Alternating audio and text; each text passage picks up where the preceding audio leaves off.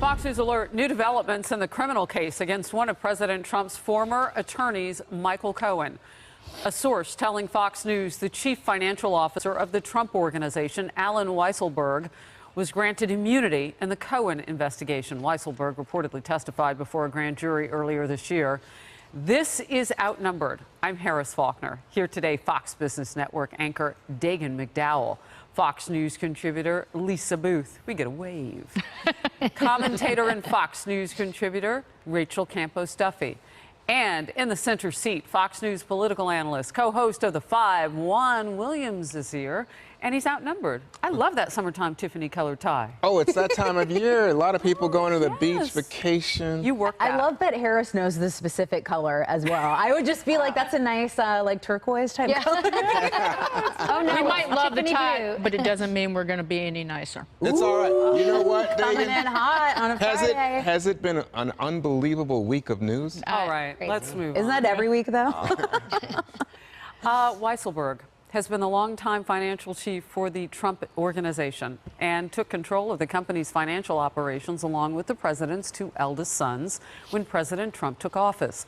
Weisselberg reportedly was involved with Cohen in making quote-unquote hush money payments to porn star Stormy Daniels and former Playboy model Karen McDougal to help shut down their allegations of affairs with the then candidate Donald J. Trump more than a decade ago.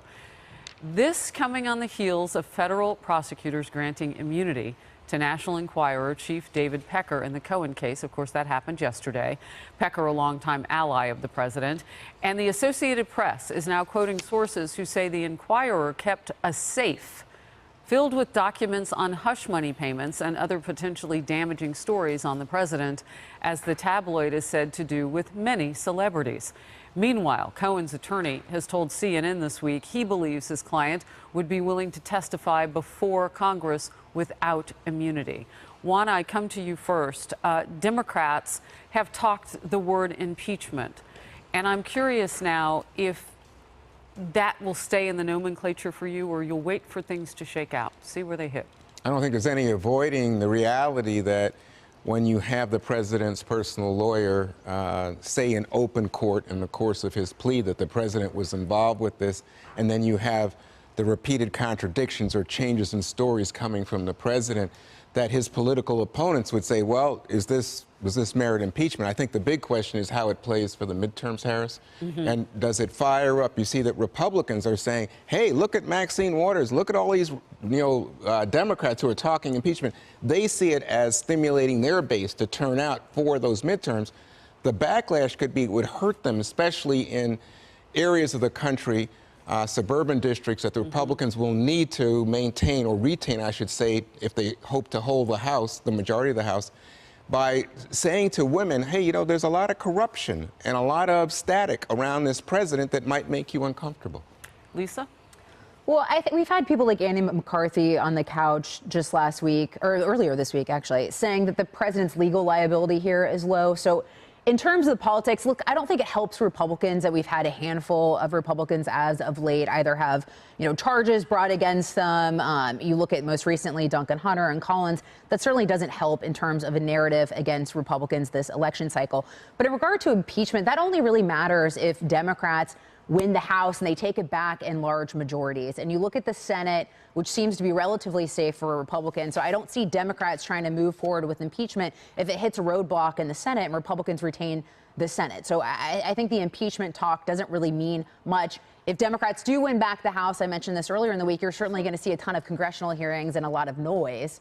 Rachel, let me ask you about the politics of this. So you're getting ready to get out on the campaign trail, and this is a president who's promised that he's going to be out there 6-7 days. In fact, the Secret Service is like, can we see that schedule? Right. Because we're going to have to cover all that. Yeah, more than any other president. But when you look at that and the power that the president has had helping candidates win, if you were on the bubble or assuming you're in trouble right now, do you still call on the president with all that's going on? I'm wondering how all of this plays for individual candidates, as Lisa is pointing out, because she didn't say President Trump. She said what this is like for Republicans. Well, all politics is local. So if you're from a suburban district with lots of women and they tend to be more moderate, they never liked President Trump that much anyway. A lot of them voted for Hillary, so he was never anyone they were going to bring in. But if you notice what the president's been tweeting about is he's reminding them, look, they're coming after me, but they never looked at Hillary Clinton.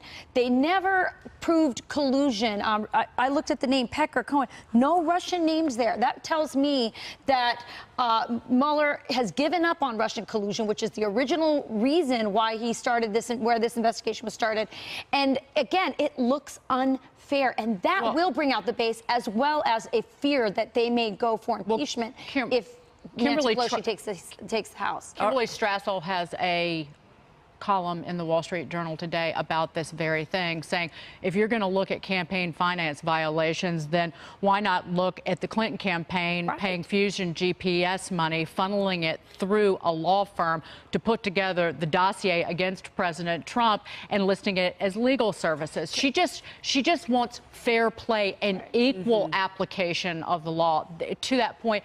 But since I'm cover money for a living and finance, going after Alan Weisselberg on this, granting him immunity in this Cohen probe, the tentacles of this octopus that started with the special counsel investigation into Russian interference in the election, these tentacles are getting longer and longer. They lead to an ex-pornography actress, an ex-Playboy model. But now you're starting to, when you start looking at the finances of the Trump organization, we've had the subpoena of Michael Cohen in a probe of the Trump Foundation by the state attorney general here in New York. You've also had the Trump organization could face criminal charges from the Manhattan district attorney. The New York Times reported that earlier today. So this is a much bigger legal problem and kind of evident with Weisselberg. This is evidence, I think, that President Trump will never, ever sit down for an interview with the special counsel. Okay, I want to get this in. Mark Penn, former Clinton advisor on the tabloid chief, reportedly giving immunity or taking immunity. Let's watch. He's the person actually making the contribution or expenditure, and so they're not really interested in that. They're only interested in tying things to Trump on matters that we already decided. Look, I went through impeachment with President Clinton. These issues about what happened with women, if they're consensual and legal activities, can't be turned into crimes, and the American people won't stand for that. Same thing with John Edwards, who was acquitted, and the FEC ruled these things were not campaign violations, they're personal expenditures. It's interesting because I saw Anthony Scaramucci saying that this president ought to take the John Edwards defense in some of this and come out with whatever it is. And I watched a video with him this morning where he said there could be more of these women. Now, he was speculating. He said the number 10. I think he just kind of threw it out. But the point that Scaramucci is making, and he's made it on Overtime as well, get out what you have now. Get out in front of this now. That safe has something in it. You mean get out ahead on the women? Yeah, whatever the story is going to be, because if it's not illegal, and it looks like these payments wouldn't be because, you know, he was paying women not to crack up his marriage, is what Scaramucci and other people have said.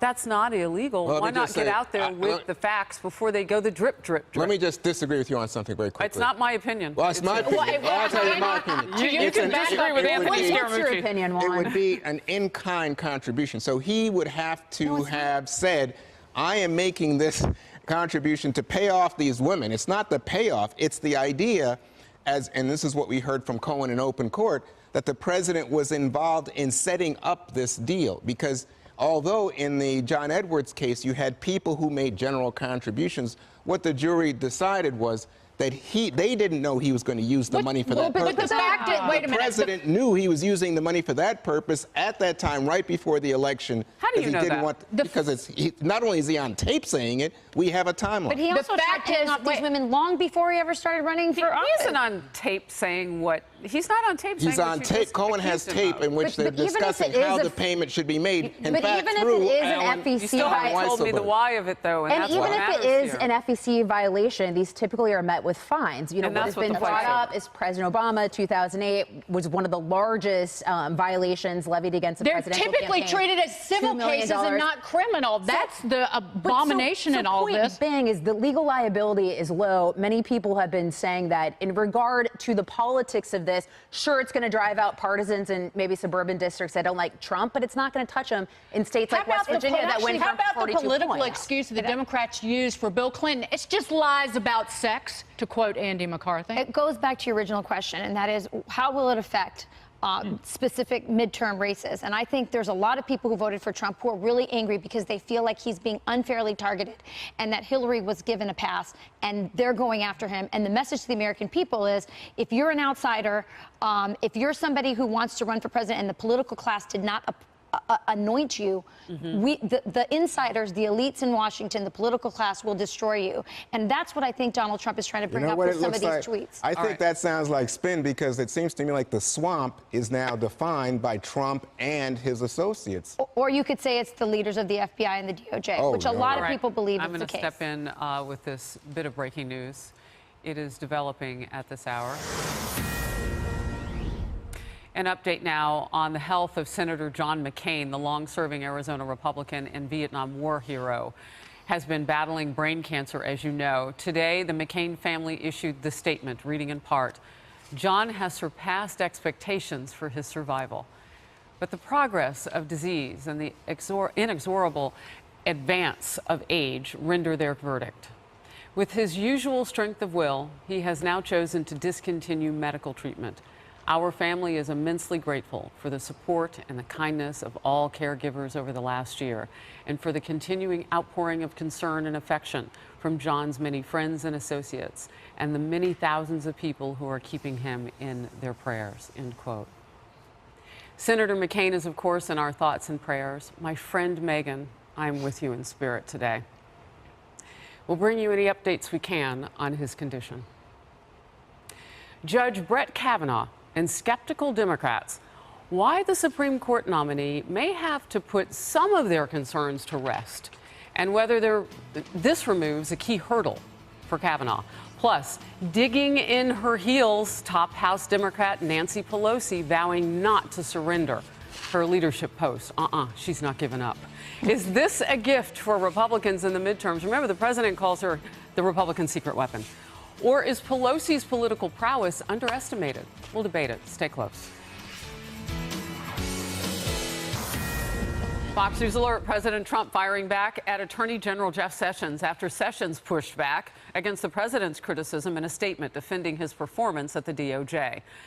Sessions vowing that he won't be influenced by political considerations. This morning, the president tweeted this, quoting part of Sessions' statement that the DOJ will not be improperly influenced by political considerations, then adding, "Jeff, this is great, what everybody wants. So look into all the corruption on the other side, including deleted emails, Comey lies and leaks, Mueller conflicts, McCabe, Strzok, Page, or FISA abuse, Christopher Steele and his phony and corrupt dossier, the Clinton Foundation, illegal surveillance of the Trump campaign, Russian collusion by Dems, and so much more. Open up the papers and documents without redaction. Come on, Jeff, you can do it. The country is waiting!" Exclamation point. Rachel just smiled my way. But some Republicans are warning that firing Sessions would be a bad move. Watch it. The idea that Jeff Sessions might be fired because he's not a political hack is a very, very bad idea. It's a bad idea for the Constitution. It's a bad idea for public trust. It's a bad idea for the Department of Justice. And frankly, it's a really bad idea for the President of the United States. Senate Judiciary Chairman Chuck Grassley now switching course, saying he could make time for hearings on a new Attorney General. Senator Lindsey Graham also jumped on board the idea of bringing in a new sheriff at the DOJ. Here it is. There's just not a good, healthy working relationship, from what I can tell. And for the good of the nation, I think we need an attorney general that has the competence of the president. And I'm not blaming Jeff Sessions. There is no finer man. But at the end of the day, there are plenty of conservative judges and lawyers that I think could do this job, that we can get somebody confirmed. All right, Rachel, I'm going to come to you first. So, first of all, I want to put this into context, too. Lindsey Graham also said yesterday that a non-starter would be before the midterm elections. Conversations started to kind of change, and by nighttime, you had to go back and forth between the president and Jeff Sessions. Right. Well, it's very clear that, well, first of all, Lindsey Graham before said he should never get rid of AG Sessions. That was 2017. Yeah, exactly. And now, but now it's very clear that, I mean, the president needs somebody who he trusts. But doing so before the midterms, I agree, would be very tumultuous, not good for the prospects of holding on to the House or the Senate. And so I think it's a good compromise. I personally have never understood why Sessions has held on this long. I don't want to work for somebody who doesn't want me to work for them. And while I think he's done a fairly good job on some of these immigration issues and dealing with MS-13, it's very clear that they're not on the same page. And again, I think what frustrates not just the president, but those who voted for him is that it just seems unfair. It's fine if Sessions wanted to recuse himself. Okay, I understand why. I think that was a fair, assessment on his part, that he didn't have to, but he did for the, propriety, the way it looks. But why hasn't he gone off after Hillary Clinton? Why is Peter Strzok still working there? There's lots of questions that people have to go. He says it's non-political, he's not looking at it with the same fairness when it comes to Hillary Clinton and the Democrats. It's not just Hillary Clinton and those Democrats you mentioned. Looking at the inaction, you can smell the fecklessness all the way from up here in New York City. Jason Chaffetz, former head of the chair of the House Oversight Committee, told the story about how Hillary Clinton's former IT guy, Brian Pagliano, didn't show up for 2 subpoenas. They subpoenaed him twice. Jason Chaffetz went to Jeff Sessions and said, to show the equal application of the law, that there is a rule of law, this guy needs to be prosecuted.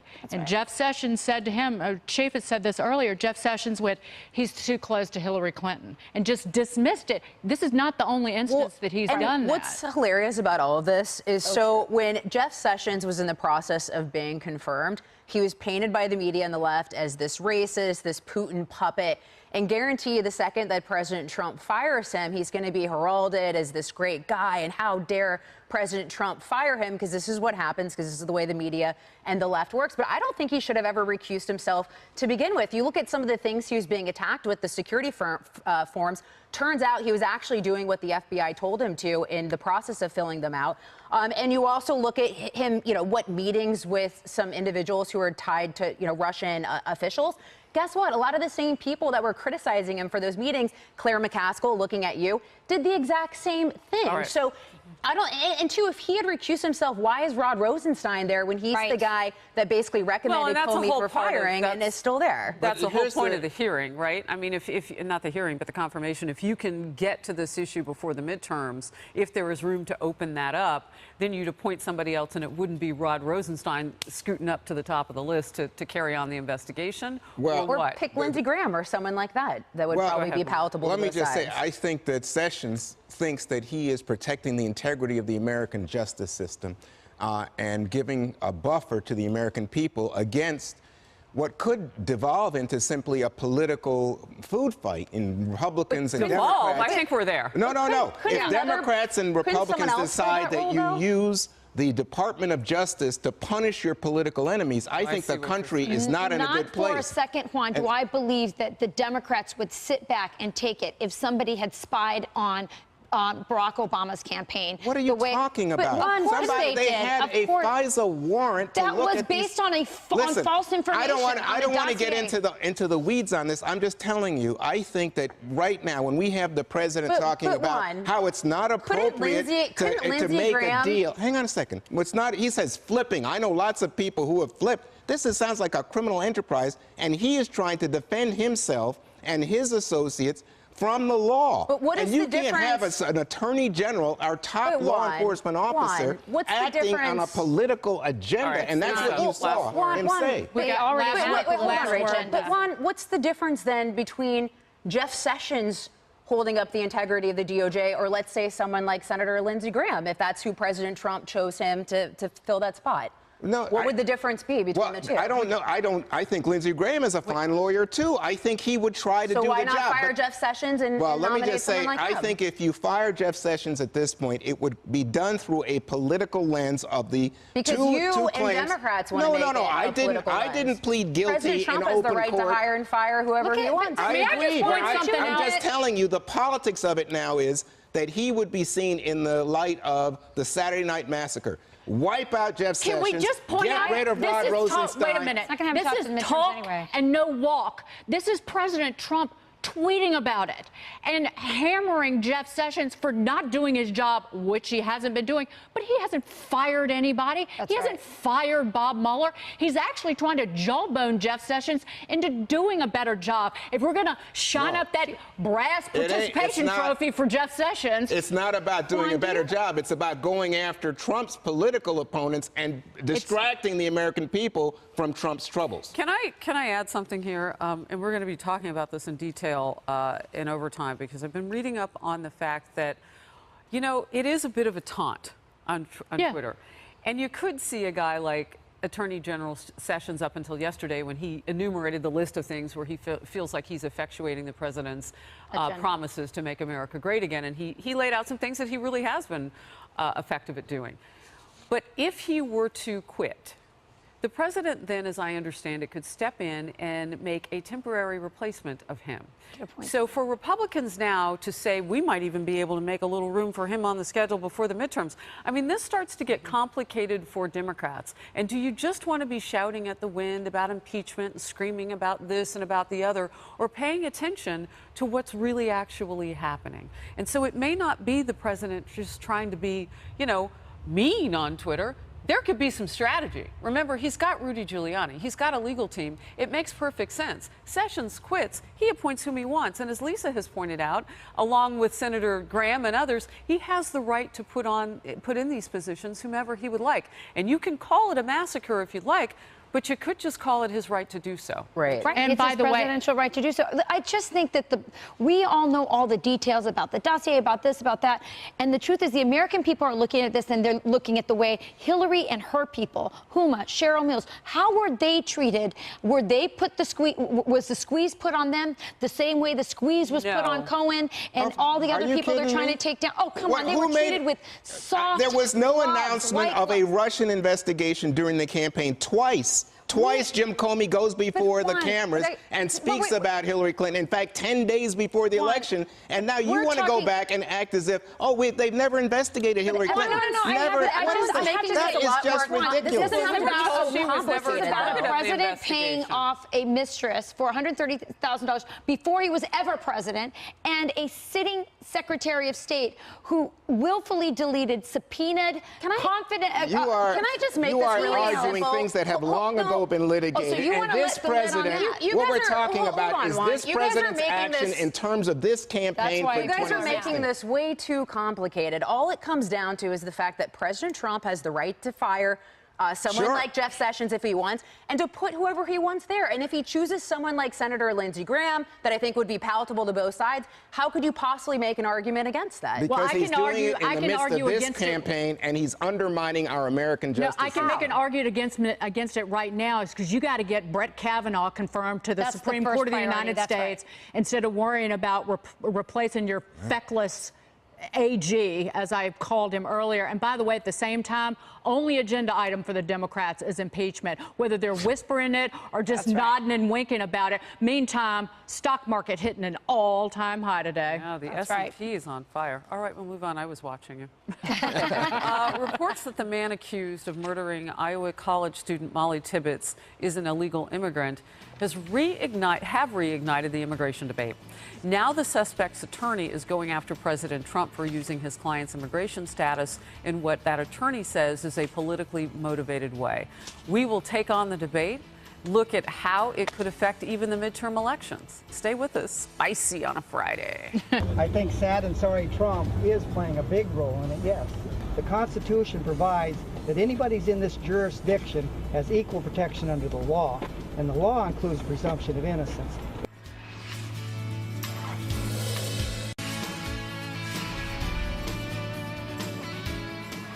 Welcome back. Well, the attorney for Christian Rivera, the man charged with killing Iowa college student Mollie Tibbets, slamming President Trump after the commander-in-chief seized on prosecutors describing Rivera as an illegal alien in order to highlight his calls for immigration reform. Rivera's attorney yesterday referred to the president as, quote, sad and sorry Trump. And he had this to say last night on The Story. I think that people are buying into the concepts and notions that Mr. Trump is bringing forward.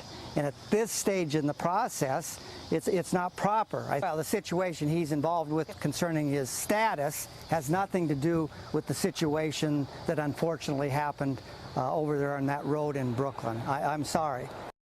Well, this comes as a Fox News poll shows that the majority of Americans say that they are either very or somewhat concerned that illegal immigration increases crime, and a plurality of 47% say it's hurting American culture. Juan, I'm going to start with you. Why did Democrats take such issue with just the simple statement that Mollie Tibbets and Kate Steinle would still be alive if their illegal immigrant killers weren't allowed to come into the country? I think that what you're seeing is the politicization of their immigration status. In other words, if you look at the absolute statistics indicate that, in fact, people who are not only illegal immigrants but legal immigrants are less likely to commit violent or property crimes in the country. So when people like Newt Gingrich, and Newt Gingrich said this openly, said, we hope that Mollie Tibbets and her name and her murder is a bigger issue in the midterms than anything having to do with Cohen or Manafort, you say, oh, so this is about politics. It's not about grieving for the loss of this terrific young woman. But Juan, is it not a true statement to say that they would still be alive if I don't know. I don't allowed to get into the country legally? I think I'm taken by what Mollie Tibbets' family said, Lisa, which was, evil comes in all colors, legal and illegal immigrants and people. And I'm taking also Kate Steinle. Go back to Kate Steinle's family. They said the same thing. Why do we need to politicize this? Let us grieve for the loss of our child. You know what I'm surprised by is some on the left who for years have preached at the American people that your words hurt. Your words trigger. I need a safe space. I need a sanctuary from legitimate debate. At the same time, it's like, you don't point at me. That's a microaggression. But this week, we have seen such a lack of sensitivity toward the death of this young woman, toward the grieving that not just her family feels, but that really all Americans should feel. There has been a vacuum of compassion among some of these people on the left, and it is shocking considering that they have spent so much time lecturing us about you can't say that because it hurts me. It's appalling, Juan. It's absolutely appalling. Wait a second. I think it's the people on the right who are not in touch with the grief they Well, I think Juan, what she's referring. Because we don't want another murder to occur that would be avoided if an illegal immigrant wasn't in this country. Are you kidding? I wouldn't want anybody to lose a child, and I certainly wouldn't want any of us to be harmed by anybody. Right. The question is, what is at stake? Now, what we heard from that lawyer was that we should be talking about the legal process, not the immigration status. That's all. All right, let me step into where the politics have interjected and might be helpful. You know, we had on Senator Joni Ernst, her home state is Iowa this week. On Overtime, she told me about Sarah's Law. There are a lot of similarities between what happened to Mollie Tibbets and what happened to this other young woman, Sarah, years ago. And that person is still a fugitive because while her suspected killer was arrested, he was let go on a bail low enough that a relative met it, and then he fled, and they haven't seen him since in that particular case. And so not only is the legislation still an open book, President Trump put some of it into law in 2017 that would deal with some of the issues, the vetting issue, so on and so forth, but not the total law. And so that's what Ernst and others are working on. Why do I bring that up?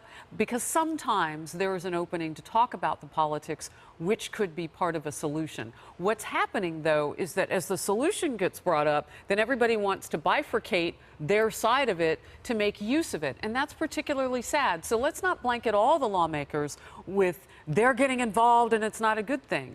The question is, are there going to be enough Democrats you to just said? support Sarah's law to go forward? Allow me just a second to brought up the respond. fact- Allow me just a second to respond to Harris, because Harris, what you said to me is rational and reasonable, and I think we should have discussions about immigration reform in this country. Unfortunately, the discussions we see on Capitol Hill do not replicate what you. Right. And what we see is that going back to President Bush in '06, going forward to President Obama and the Gang of 8 in, I think it was 13, that guess what? It's hard-right Republicans who have blocked comprehensive immigration. Wait, hold on, David. Hold on one second. I want you to admit. Hold on just one second. I just want to finish.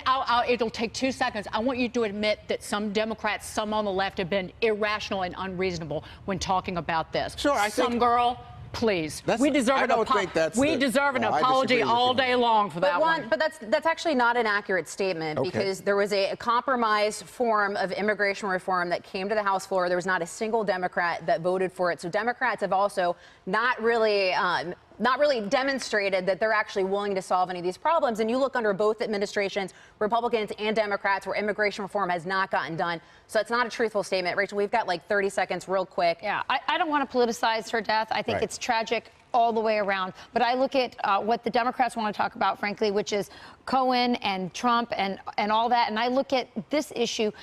It really affects me much more. Safety, security. I think that's what, when you say we don't want to politicize it, I think politics is about what affects my life. Whether it's MS-13 or lack of security at the border, those are issues that touch people's lives, and in this case, a family that will never see their little girl again. All right, well, we're going to have to leave it there. Well, we can all agree on the fact that our hearts are broken for this family that had to endure such a horrible loss. So we're praying for them. We can all agree on that, so we'll end on that.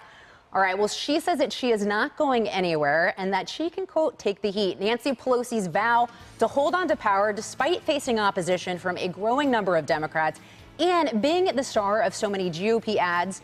So how is she helping her party, or is she hurting them? We're going to get to the bottom of it, so stay tuned.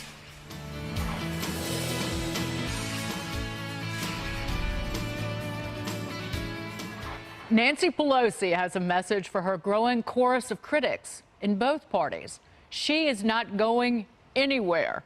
The House Democratic leader telling the AP, quote, "This is not anything to make a big fuss over. It's politics. I can take the heat, and that's why I stay in the kitchen."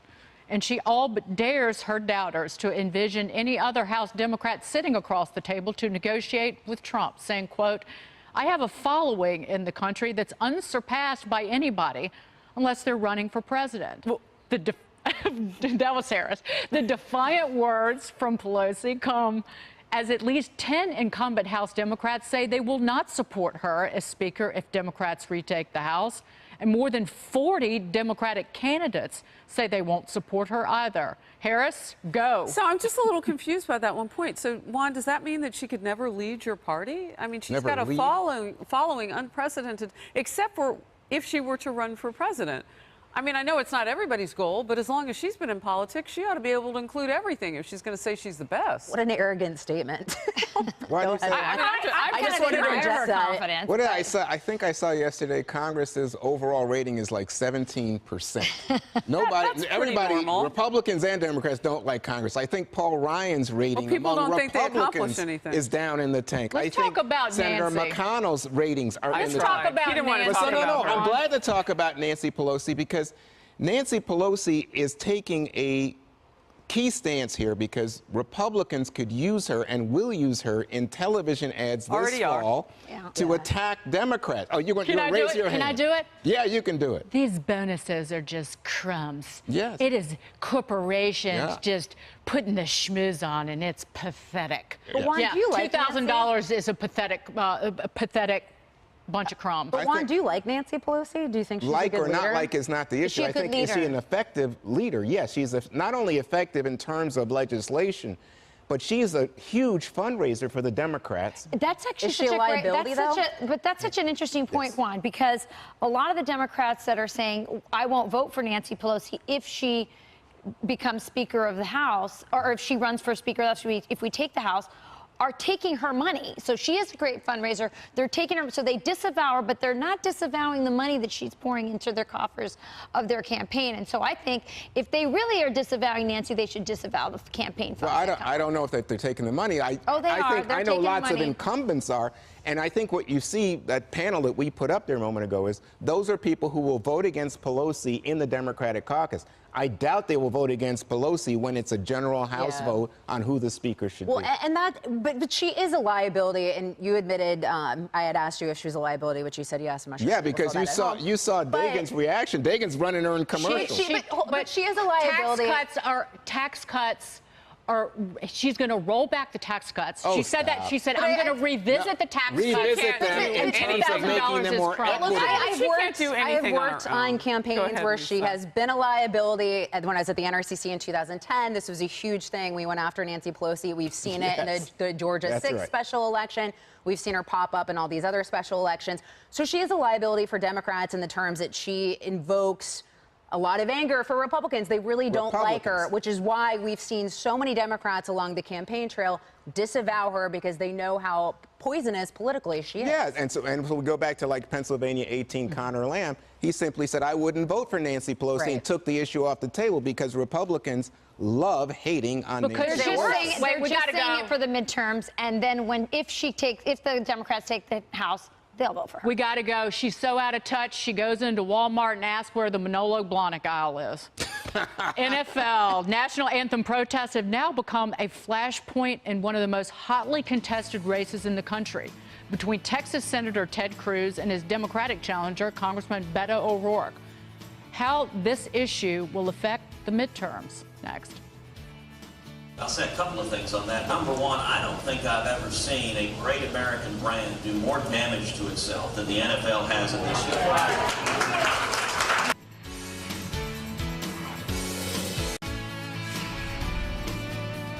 Congressman O'Rourke was asked about NFL players kneeling at games, and he gave a long answer that ended with, he, quote, couldn't think of anything more American than kneeling to protest the national anthem.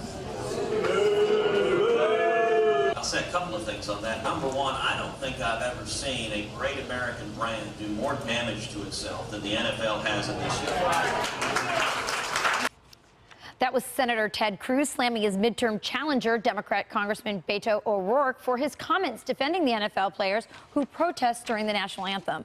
O'Rourke, who is neck and neck with Cruz in the polls, took a question while at a campaign stop in Houston and said, quote, there's nothing more American, end quote, than the protests, and compared them to the civil rights movement of the 1960s. A hot-button issue that's divided fans across the nation, but that didn't stop Hollywood elites from gloating in admiration for O'Rourke's defense of the players.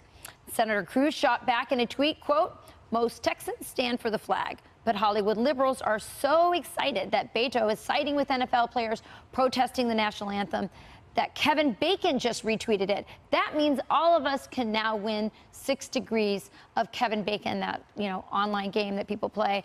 Okay, we got Juan, a lot of Hollywood swooning over what he said. I think it's been retweeted millions and millions of times, but is that the kind of sentiment that's going to win over the voters that he wants to win over in the Texas Senate election? Oh, I think it'll excite people who feel that the players have been unfairly vilified, if that's your point. I don't think it will help. But what about in Texas? I mean, it's nice to get Hollywood to like you, but his constituency is Texas. I don't think it's just Hollywood. I think LeBron James, I think people all over the country have been saying, hey, you know what? You can disagree on this issue without calling the other side unpatriotic or rude.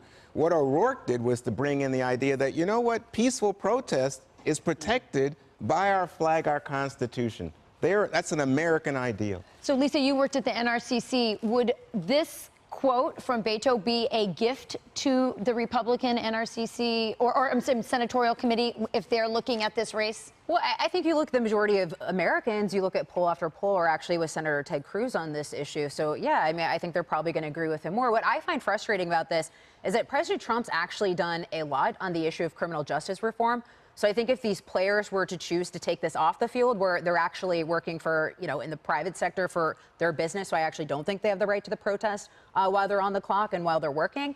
But if they were to take this off the field, I actually think there would be areas of compromise with President Trump on criminal justice reform. So I find that a little bit ironic if they just took it off the field and actually had a conversation with him. I think it would produce something positive. It's an interesting point. The president has touched on and weighed in heavily on prison reform many times. I mean, we think back just recently, yesterday, when he and Jeff Sessions actually were going back and forth. But what they met on at the White House was prison reform. And we don't know how fast things will go, but we know at the behest of some celebrities like Kim Kardashian and others, that he is looking at certain issues. So, I mean, you don't want to take away from what's being done, but you bring up the point, and that's why I think it's really time for the Players Union to get involved in this.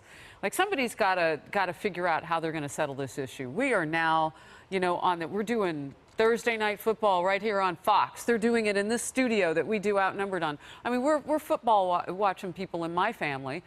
So it would be nice if they could figure this out. And as a person of color, if while they're on their knees, they could pray for the victims of domestic violence via those who have been accused in the NFL, since it's somewhat of a microcosm of the rest of society, I've been told. And drunk driving, or the victims of shooting and murders in Chicago. I mean, if you're going to make it about a prayer event, because remember, when Dr. King knelt, he also bowed. Peaceful protest, yes, but in prayer, too, why not take that as part of the mantra as well? Pray for every family battling cancer, every individual in this country. One thing I'll point out about Beto O'Rourke taking this issue on, he's already jumped past Texas. He's working on a national stage. You take this stand maybe because you want to get invited over to LeBron James' house the next time you're in Ohio, maybe, or Los Angeles, but you take it on because you're building up a run for higher office. But Dagan, there's a political adage that says you got to win the race you're in first. So the question, you would know, because she's married to a congressman who wins. All right, stand by. We'll be right back. Thank you, Juan Williams. Hey, it's a big holiday weekend. I think everybody's looking forward to Labor Day. That's next weekend. Next weekend. Juan, you're jumping ahead, but don't jump this weekend because Rachel Campos Duffy is hosting Fox and Friends all weekend. So good. Get down. I'll watch. Thank you. Don't go on vacation yet. No, Keep them in line. Love you all. Harris, it's all yours, dear.